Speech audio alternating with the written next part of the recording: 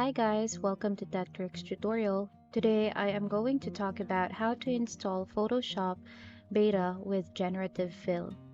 So this is a step-by-step guide to follow easily, and if you find this tutorial helpful, please don't forget to hit the like and subscribe button. Now let's dive right in.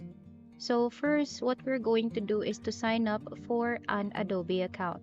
So here we actually do have a 7-day free trial, which I actually availed. And once you have signed up, what you're going to do is to download your Creative Cloud desktop right here. Now, when you have downloaded your Creative Cloud desktop, go to your beta apps and make sure you have signed in to your Adobe account. Okay, now here, when you have your beta apps, what you're going to do is to install Photoshop Beta.